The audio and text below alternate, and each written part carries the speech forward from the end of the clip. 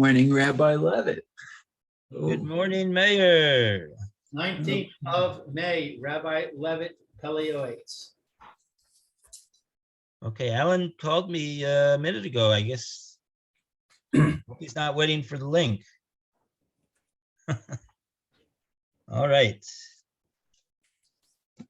I wanted to jump right in, so I jumped. I didn't send a link.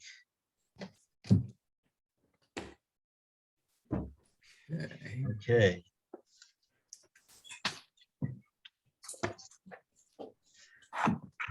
All right.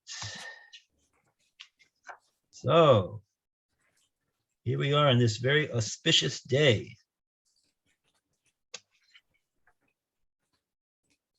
I don't know if the Pele Yoetz has a entry here for Lag BaOmer. I didn't look. That seems interesting. So what? It would be in the second volume. Yeah.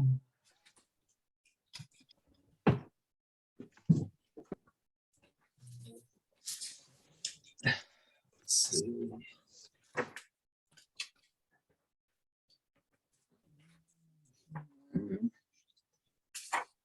Limud Leiv Lashon Hara Leitzanos Lishma Loive Laz Levaya Lisha. Don't see it. Not over here. Maybe in the Omer? Sphirsa Omer, maybe. Okay. Pesach?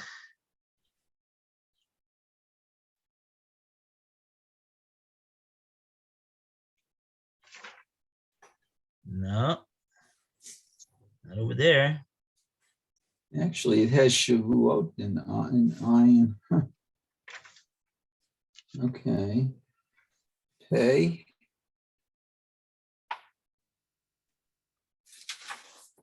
Doesn't have it index, does it? No. I think if the Pele Yoetz were today, he would have an entry on Lag BaOmer.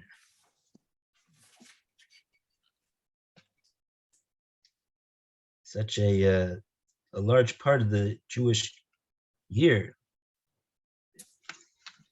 today. Yeah. Okay, well. Oh, there's Alan.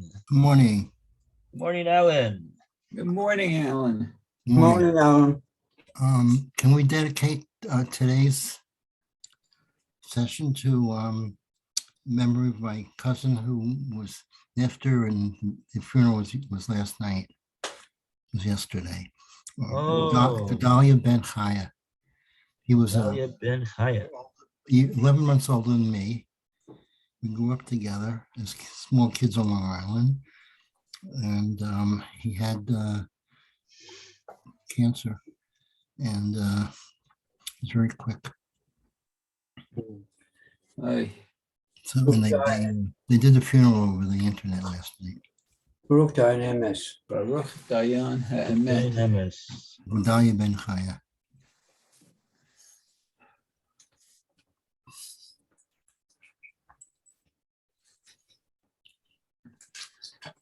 He had pancreatic cancer, and it went very, Oh, yeah, that's a rough very one. quickly.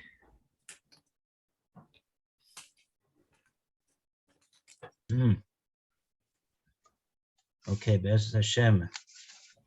The schus of our chizik in coming to learn today. Should be Eli Neshama.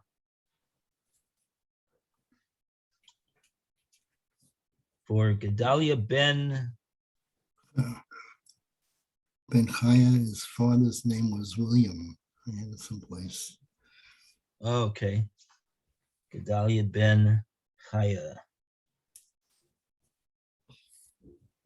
Allah Hashalom. So we are, according to my records, We are on page 341. No, we did that No, paragraph. 346, I thought. We went into the Chorban, I think. Oh, right, Chorban right. Beit HaMikdash. Oh, boy. So my, okay. Also, I think with Yeah, the, yeah. with the last paragraph on 346, the only paragraph there. There are several Correct. things. Okay, very good. Yeah, I see. I even have it marked off. So not only do you have it marked off, you have to have your what do you call it thing over here? Your simania, your bookmark, also correspond to the correct place where you marked it off. Okay. All right. So Lou, would you like to start off on this? there are several things that our sages prohibited because of the destruction of the temple. For example, they said it is prohibited for a person to fill his mouth with laughter in this world. They also said singing in houses of drinking is prohibited, as it is written, "You shall not rejoice in the jubilation of the nations." Furthermore, they said, an ear that heard singing should be uprooted. And they said, where there is song in the house, there is destruction in the house. It is proper for the leaders of the generation to establish limits and to mandate prohibitions in every city, especially in regard to Gentile songs, which violate an additional prohibition since the majority contain words of indecency and ridicule. Only with strength will a man succeed in eliminating this evil custom. Behold, our sages related that Rav Huna outlawed singing. The price of 100 ducks. Hello? Hello? Ken, then.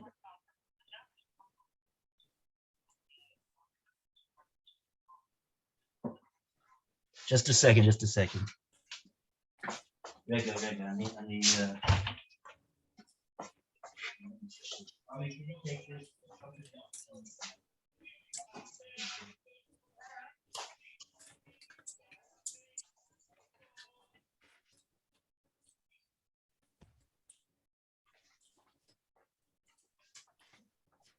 Okay, sorry. Yes.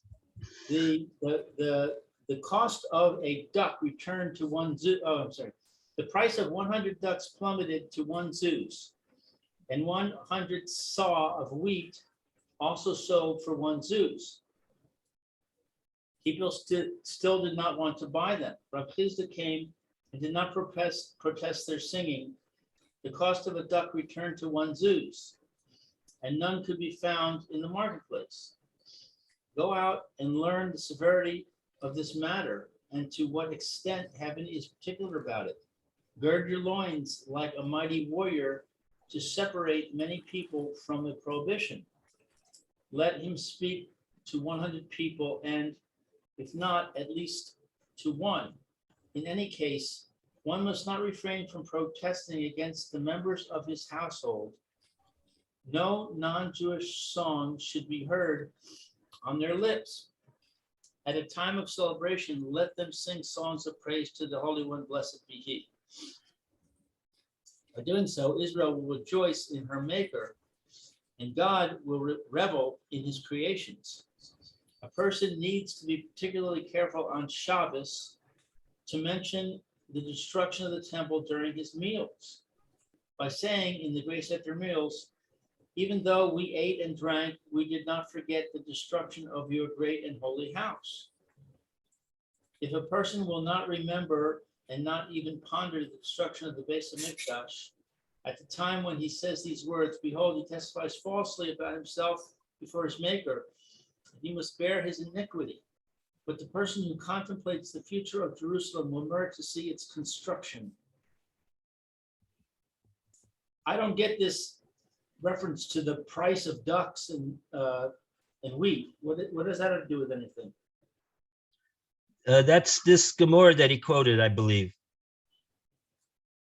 Says over here, Ibid, that means we're referring to that Gemara that he quoted in Sota. Ah. Sota 48a. Yeah, I think we have to take a look over there.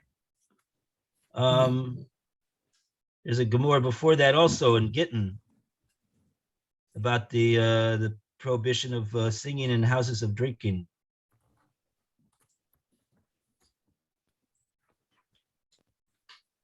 And then there's the Gemara about Born Brachas, prohibited for a person to fill his mouth with laughter in this world. He's got three Gemaras over here that he quotes. So what would people like to do? I'd like to look that up because I don't understand it at all. Okay, let's take a look. So Sota. What the story is. Okay, we'll take a look in Sota. Okay. Sota Mem Ches Amud Aleph. Okay, Sota 48.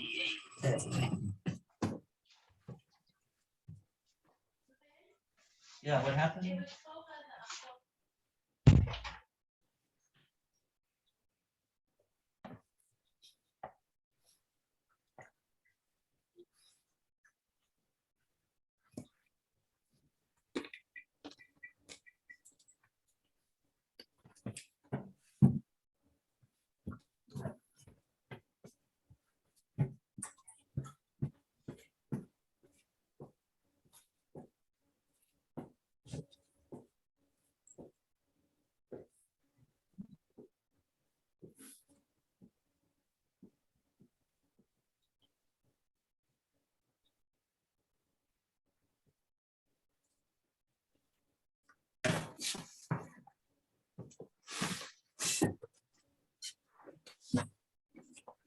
Sota 48a.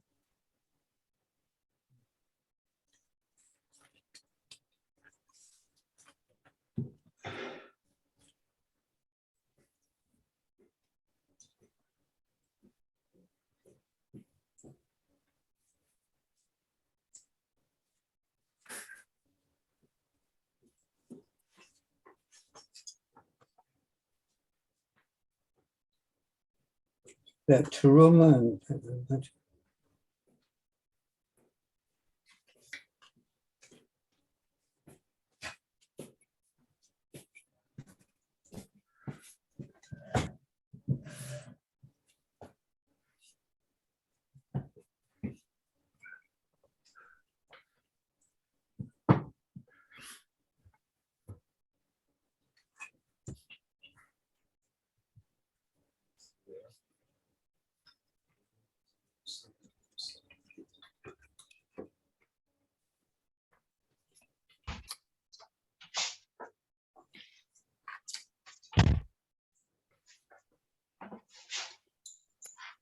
it's a Mishnah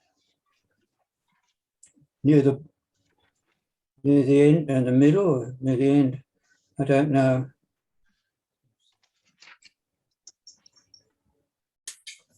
There's a Mishnah down probably past the middle. What page was it, Roy? 48a in Sota. I'm looking on here. It hasn't got, but there's a Mishnah there.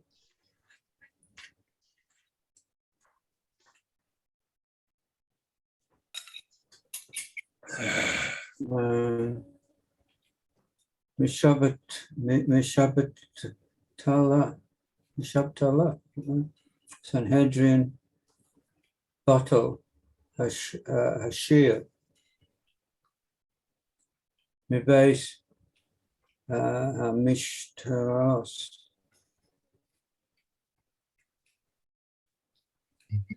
With song they shall not drink wine.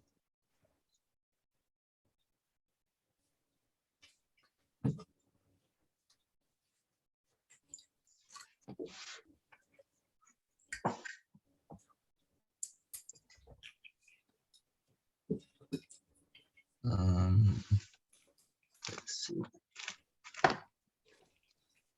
Okay, first I want to look for the, does the Mishnah contain this statement that the Pele Yoetz brought? Yeah, yes, it says, with song they shall not drink wine. Oh, yeah. Yes, the beginning of the Mishnah.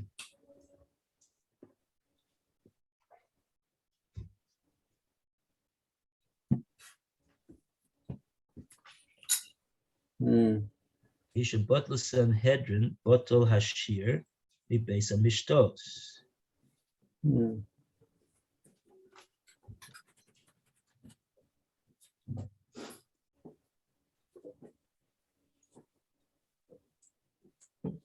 Shenemar Bashir Lo Ishtu Yain. Pasuk in Yeshaya.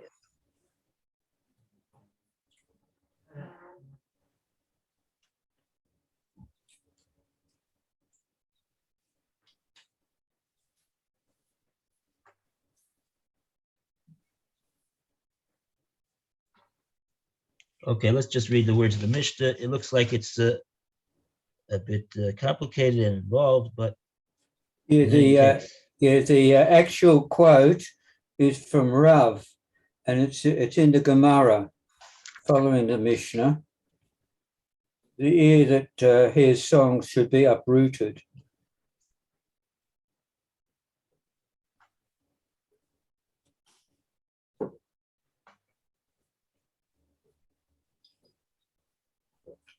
The beginning of the Gemara, near the beginning.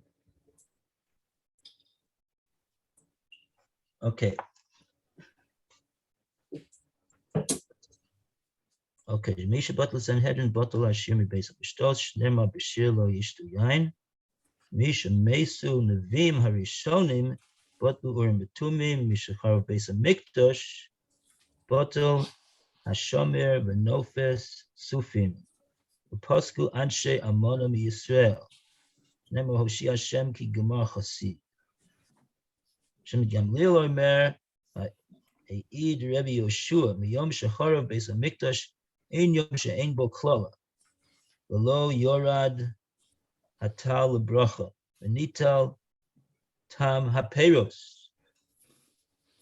Rebbe Yossi Omer, Af Nital Shuman HaPeiros. Rebbe Shimon ben Elazar Omer, Hatahara, Notla Es Hareach.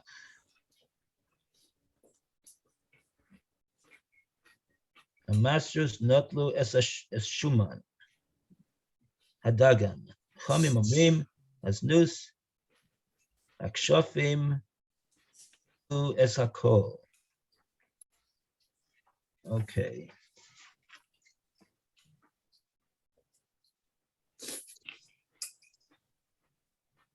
Okay, so, right.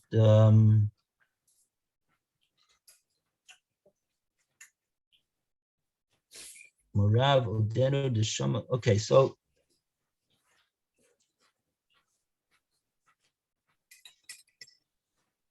Where are you, Rabbi? I just read the Mishnah. You can see what the Mishnah says over here. That's the fourth line of the wide lines. Oh, where is the Mishnah? Yeah, the Mishnah is found on the right, fourth wide line. Yeah. So it's talking about the different calamities that befell the Jewish people, the Misha Butler Sanhedrin, Misha Meso Nevim Harishonim, from the time that the Sanhedrin did not function anymore, from the time that the Nevim passed away, from the destruction of the Beis Hamikdash, and all the fallout that happened as a result of these events.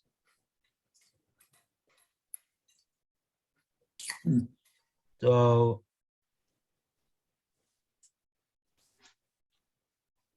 that's what the Mishnah is. I see something about not drinking wine.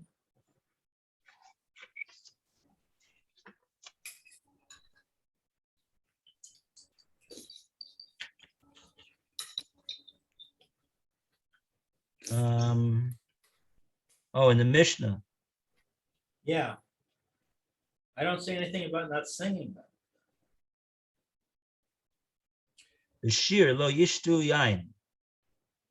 Pasuk in Yeshaya. That's the first. Shir is singing.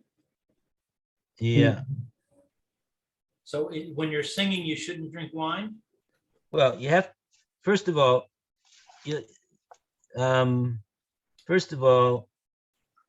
you need to know, whenever you learn something in a Mishnah, you need to know in which situation and under what circumstances the Mishnah is saying what it's saying. Right. So that will probably be one of the subjects of the Gemara. That does seem to be on the face of it what the pasuk is saying.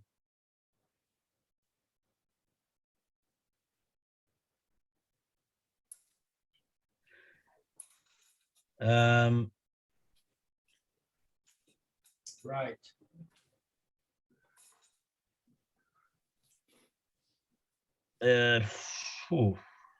So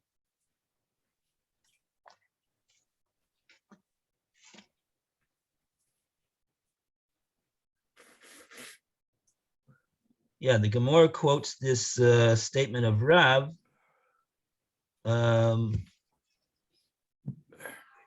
The statement of Rav could be found it's the second wide line after the Gemara begins.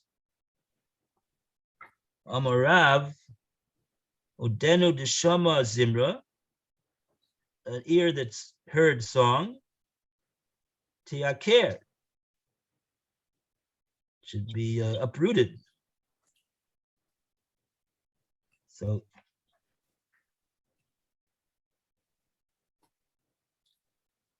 that's one thing. Amarava zimra bebesa, chorva basipa.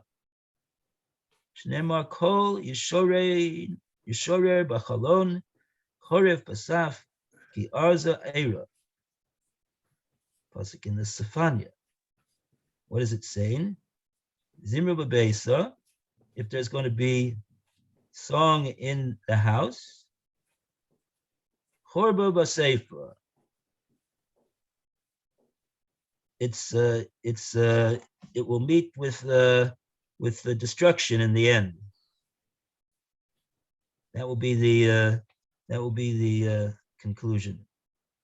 And then they quote this pasuk. So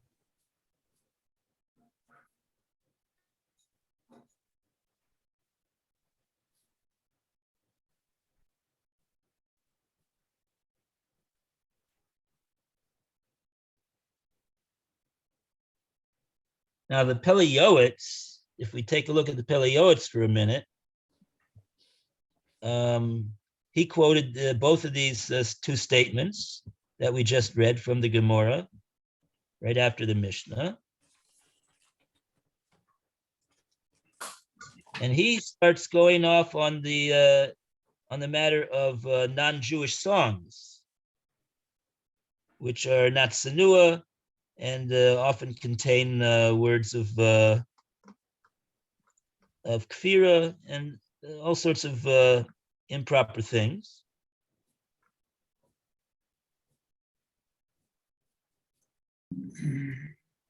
So that's what he's talking about. Right. But then he goes on to say this story about Rav Hunan's outlawed singing. Okay, so let's see where it says the story about Rav Huna.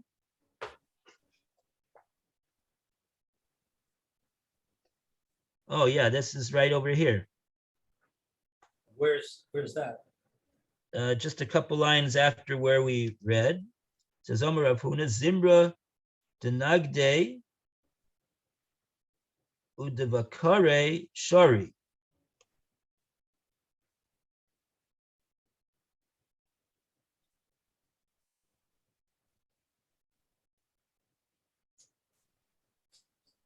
Oh, okay. There's a certain there's a certain type of singing, a certain type of situation that Rav Huna says is permissible.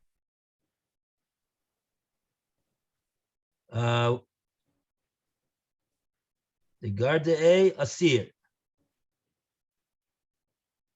And that would be forbidden. So what are these types of singing? The songs of Nagde and Devakare. Rashi, tell us what these things are.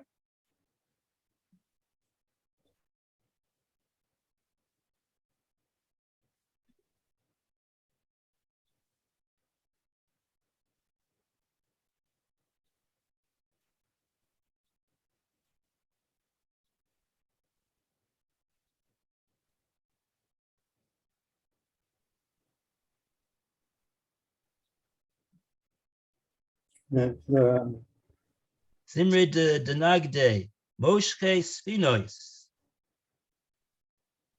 Bechevel, Shari, She'eno Ela Lazarzom B'malachtom. The people that are osik with the boats, some type of thing that they've got to pull the boats out of the mud or something like that, and they're doing very strenuous work, and they sing during this time in order to be mazaris them, to awaken them to perform their malacha in a proper with alacrity. So therefore, that type of singing would be okay, says Rav Huna. Udavakari. Rashi says some other type of exception. Shemizamrim b'shash shechorshim. They sing at the time that they're doing charisha, they're doing plowing. Ve'eno ela lechavin es hashmim. This is only in order to properly guide the cows, the cattle that are doing the plowing. Sheholchin lekol ashir. They do better work when they working according to the song. She'arev aleihem. It's like soldiers who are marching. Yeah. I don't know if it means that the shvorim do better because of the songs, or because the people are able to guide them more properly because they're in a happier state of mind. They're feeling good, so they're able to work better to guide the animals. That's what I would assume.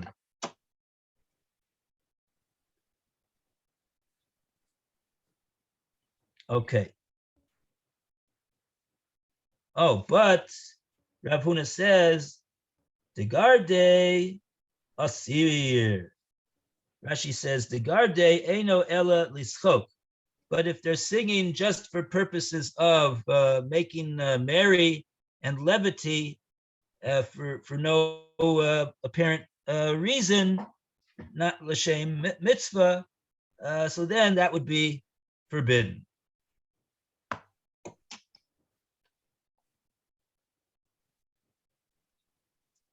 Okay, now, after having said that, now what I'd like to see is, before we go any, should we go to the story? The story is right after that. Yeah. Okay. Because these matters should be, if they're actually halacha l'maisa, they should be brought in the Shulchan Aruch.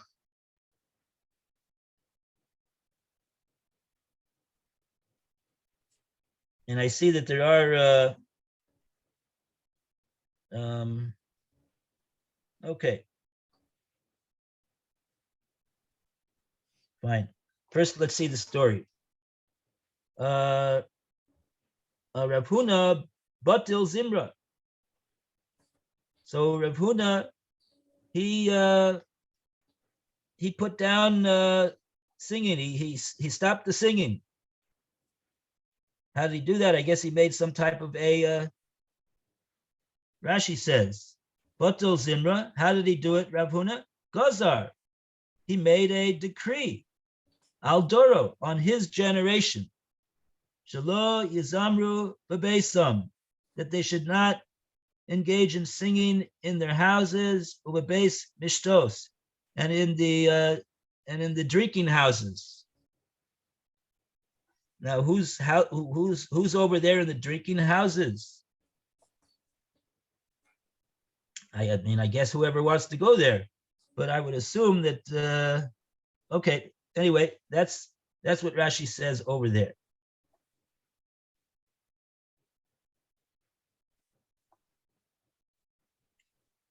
Okay, so that's what he did. That's what Rav Huna did. He was Batil Zimra. So then, the Gemara relates. Come Meya Avoze Mezuzah.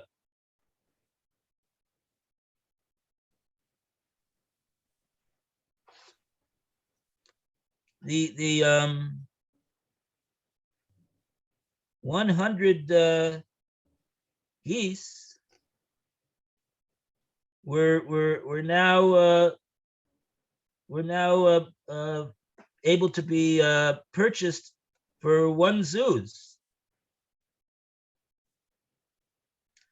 Umeya saw hite bezuza, and 100 saw of wheat for also only for one zuz.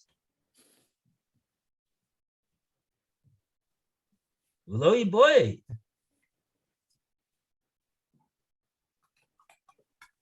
Rashi says, what does it mean they didn't want? Who didn't want? Who didn't want to do what? Says Rashi, lo hayu rotzim liknosam bakach. People did not want to buy the geese and the wheat bakach under those circumstances.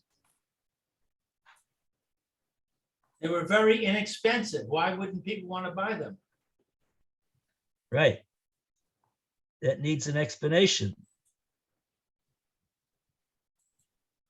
Let's see if there's any explanation of Rashi over here.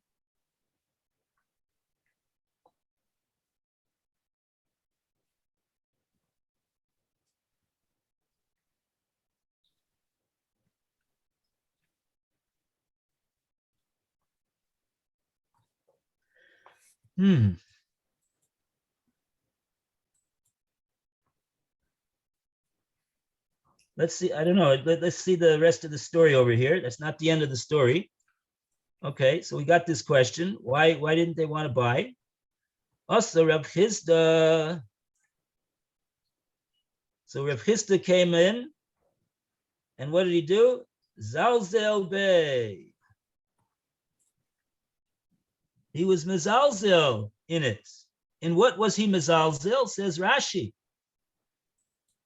Zalzel Bey v'lo hekpid limchos biyodam, and nobody was makpid to protest.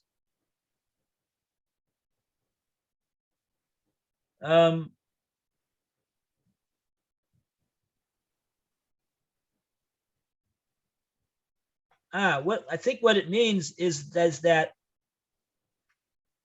Rav Chisda came along and made light. It's hard to imagine, but I guess he felt he needed to do so. Listen to what happened. After Rav Chisda did this, Iboye Avaza Bezuza Beloy Mishtakach. Okay, this is a very not easy story to understand. So Rav Chisda was mezalzel in the matter, and What does Zalzel? mezalzel means that he made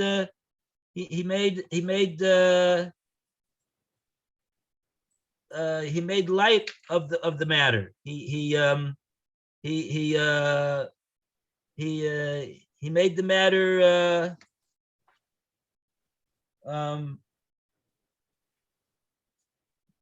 to be mezalzel, right? Comes from the word zol. Zol means cheap, inexpensive.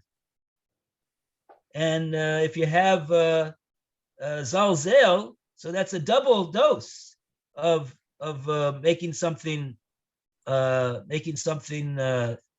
cheap and unimportant. He made it cheap and unimportant in a big way. But the question is, it's not so clear to me what it was that he made cheap and unimportant. It would seem that since we're talking about what Rav Huna did, that it seems to me that it was that Rav Chisda came along and he discredited Rav Huna's gezerah.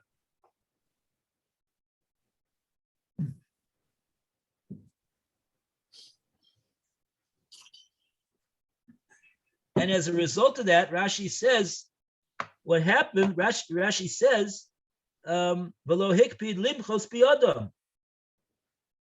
And people therefore did not feel that they were that they were able to be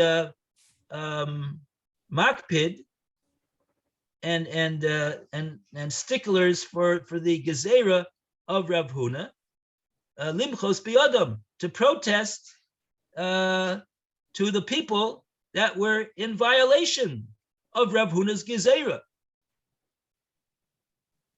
So Rav Huna made a gezerah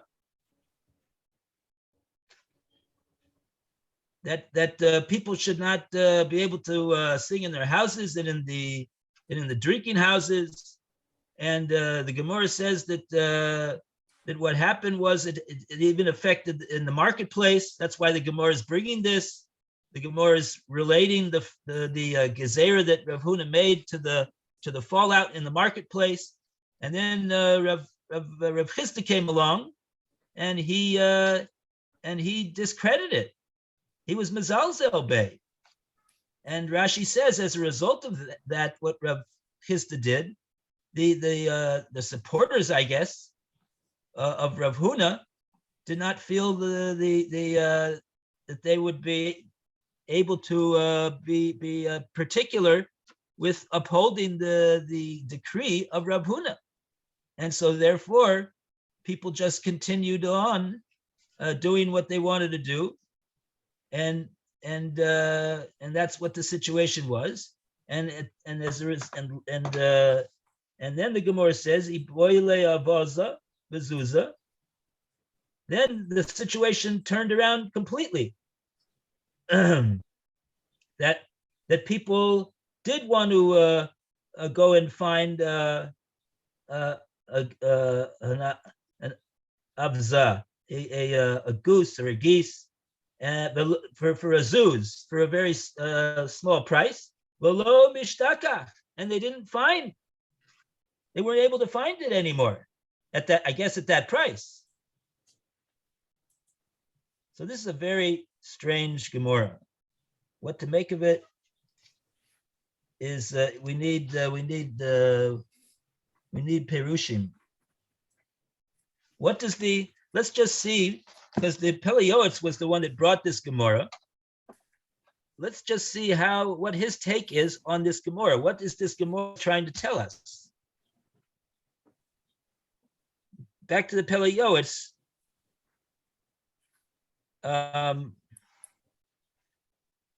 The Chazal relate in the Gemara, in other words, the story with Rav Huna. He outlawed singing, right? That's what we said. And then the price of 100 ducks plummeted. It went down to one zuz. and 100 saw of wheat also plummeted. The market plummeted. And he says people still did not want to buy them for some reason. And then Rav Chisda came along and he did not protest their singing. Oh, that's what he means to say. He means to say that Rav Chisda himself did not support the decree that Rav Huna had decreed. He was mezalzel, meaning to say that he, with Rashi's Perush, that he himself was not makpid to protest anyone who violated Rav Huna's decree. Okay, and so then the cost of the ducks went to so then one duck was 1 zuz. I guess that's the normal price, and none could be found. But then none could be found in the marketplace. Meaning that everybody was buying them. Or meaning nobody was producing them.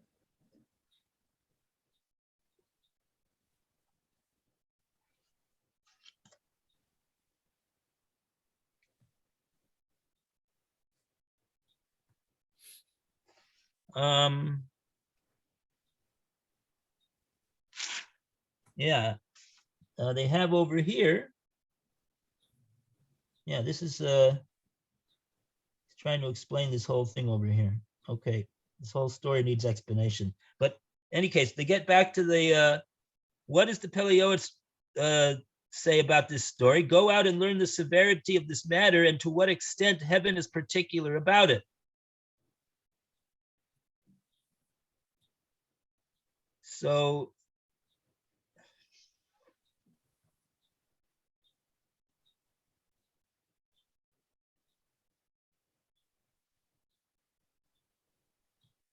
the Pele Yoetz learns from this story that you see that that what happened in the marketplace was mina shamayim. That was something that was mina shamayim, and you see that the response of shamayim was that that this matter was a very, very weighty matter about singing. That's what the Pele Yoetz is bringing out about this.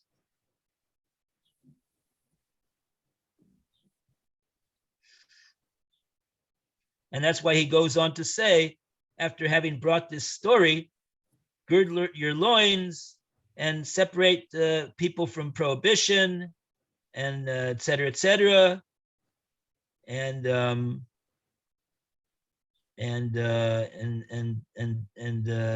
protest against members of one's household. But he's taught, he understands it. The Pele Yoetz understands that the singing that was being prohibited by Rav Huna, it would seem that at least as it applies to us, the Pele Yoetz is emphasizing the refraining from singing non-Jewish songs. But on the other hand, he says that at the time of a simcha, like at a chasna or bar mitzvah or some other celebration, right, which is a mitzvah, so then they should certainly sing. They should sing. What type of song should they sing? They should sing songs of praise to HaKadosh Baruch Hu.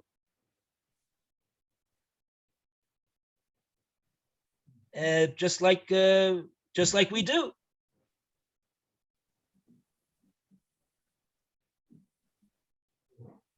So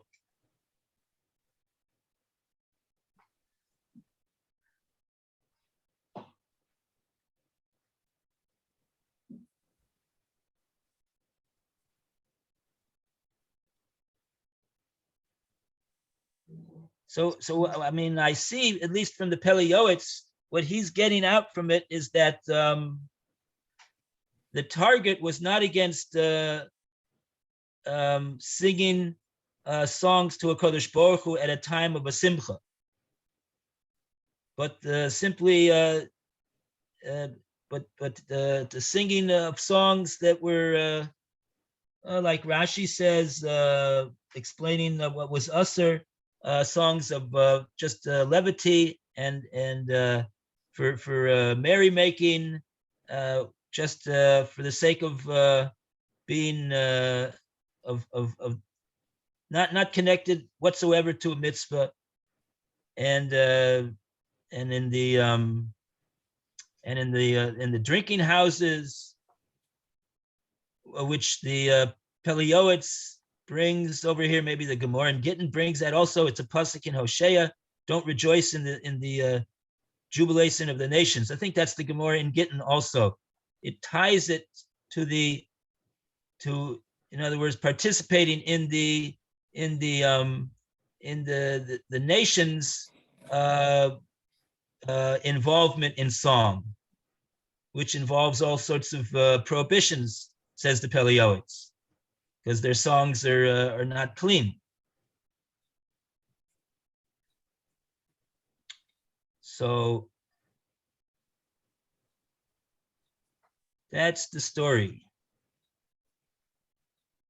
Without in a nutshell, without too much, admittedly, without too much analysis into this Gemara over here, because it would need you need to look in the to see what the Maharal says, and what the all the Meforshe, the Maharsha, what they have to say about this Gemara over here. What do we see from this Gemara?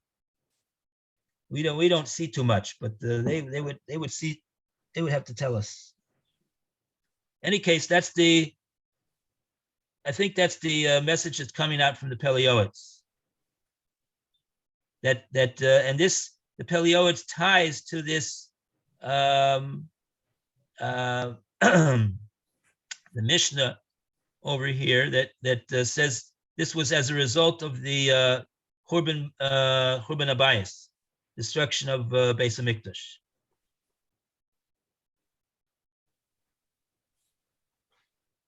Okay.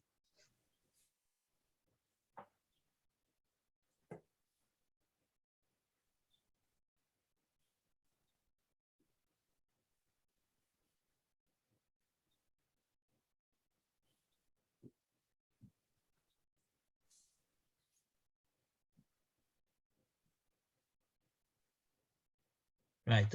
That's the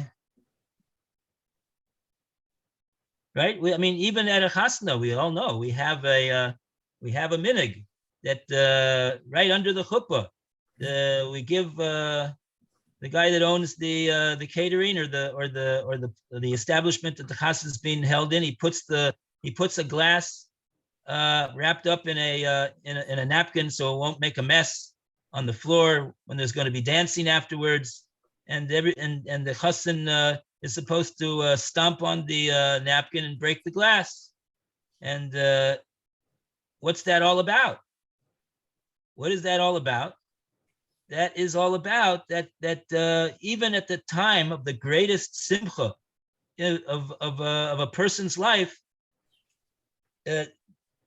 he remembers that we're living in a time in the history of the Jewish people where where the Beis Hamikdash is laying in ruins, and we even mention it, and we even make and this is, I believe, if we would look in the halacha, the source for this minig would be somewhere based upon what it says in the Chazal, in the Gemara. I don't know if the Gemara itself mentions this breaking of a cup under the chuppah, but I don't think it does. It could be that it does, but this is what this is the Inyan.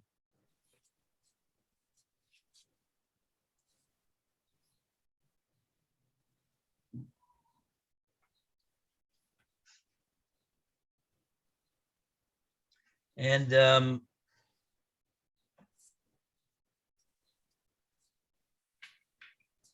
he says also, a person needs to be careful. In the conclusion of this paragraph, he says a person should mention the Chorban Abayis during the Sudos on Shabbos.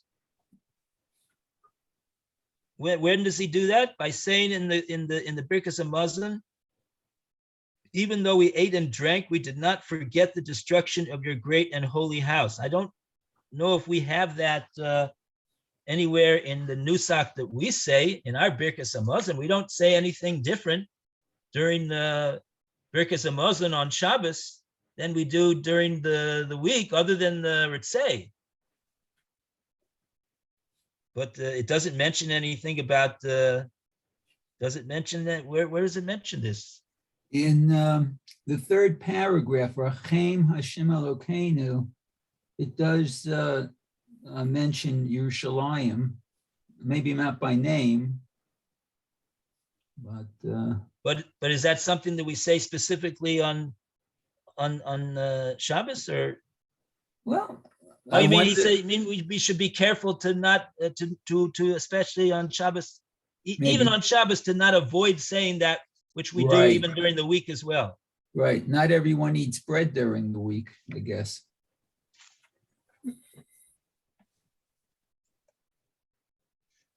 Just okay.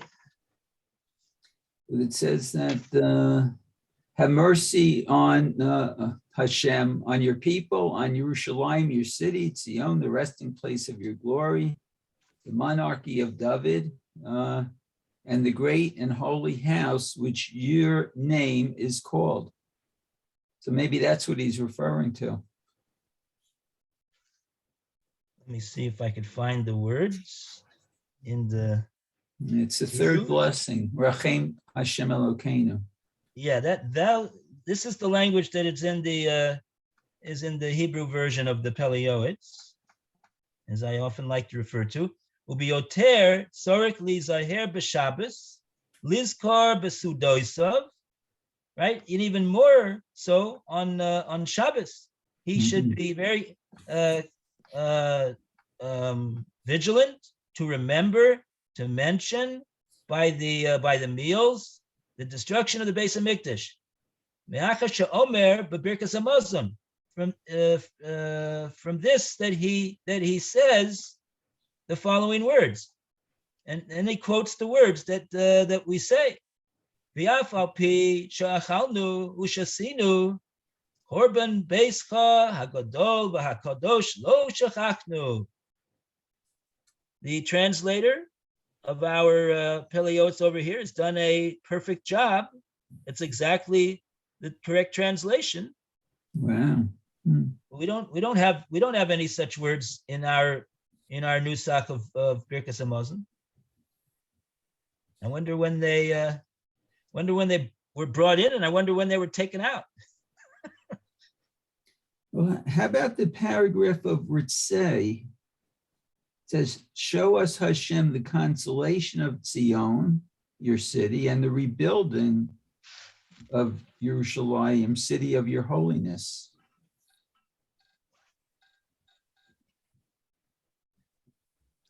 Yeah, we do. So that offers some sadness, I guess, although you shouldn't have that on Shabbat, but it's a reminder.